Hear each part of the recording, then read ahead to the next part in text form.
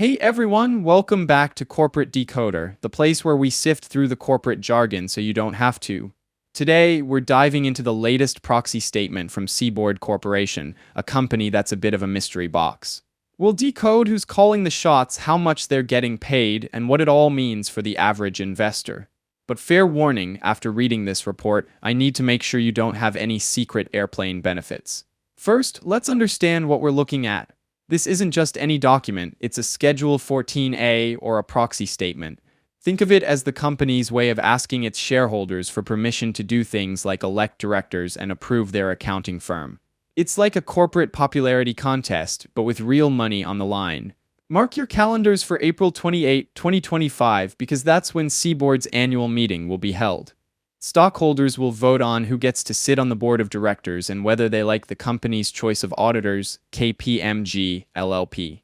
The important thing is that if you own Seaboard stock on February 27, 2025, you have a say in these decisions. Here's a key name to remember: David M. Becker, Seaboard's Executive Vice President, General Counsel, and Secretary.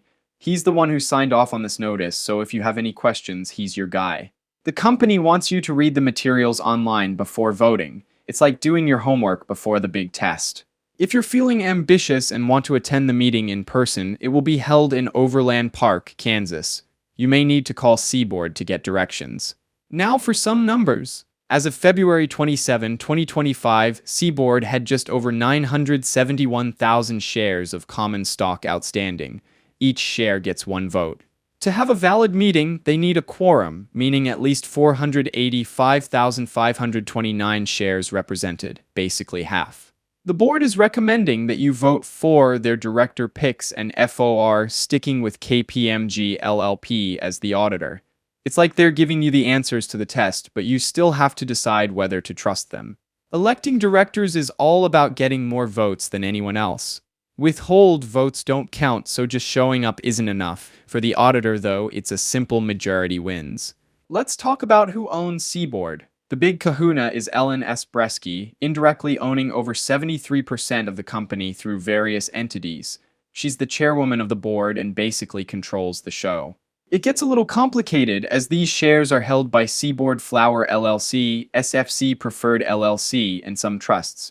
Bresky is involved in all these, so she's calling the shots. Here's the breakdown of share ownership by management and directors.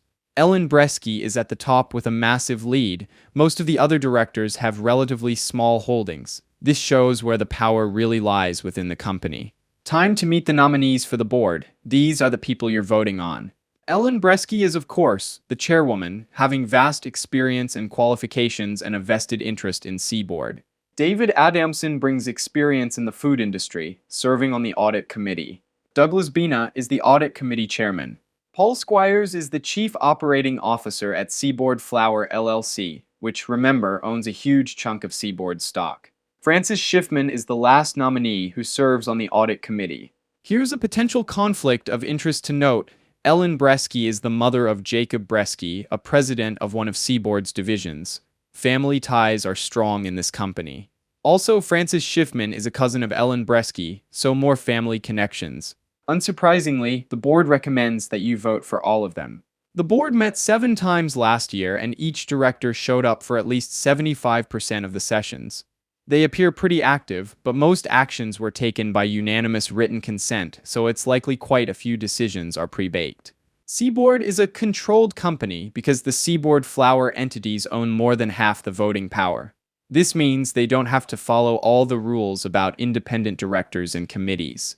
Robert Steer is the principal executive officer, while Ellen Bresky is the chairwoman.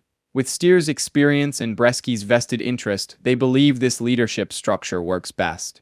It's all about keeping the Bresky family in control, as the controlled company designation essentially codifies this. The audit committee is the only committee they have. It's responsible for overseeing the financial statements and the work of the auditors. It is comprised of all the independent directors. Let's see how much the directors are getting paid. Ellen Bresky pulls in the most and also gets personal use of the company airplane. Not bad. Moving on to the executive compensation. Robert Steer, the CEO, made over $6 million in 2024.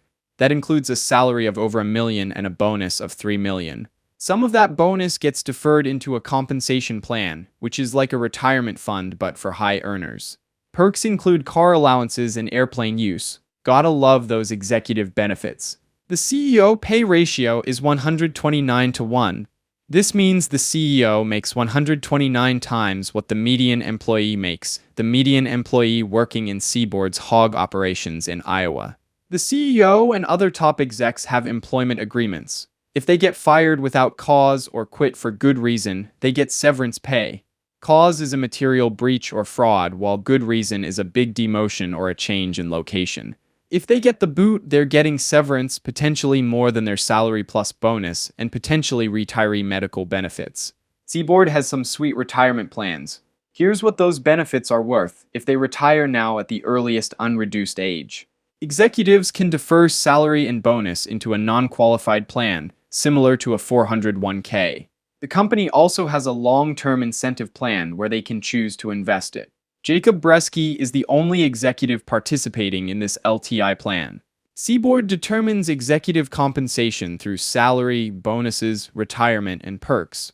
They claim that these components reflect the company's long-term objectives. Due to tax law changes, some of what Seaboard pays its executives might not be deductible.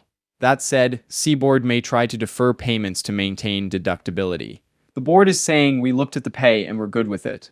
Here's the pay versus performance table. This is where we see how the CEO's pay stacks up against the company's performance.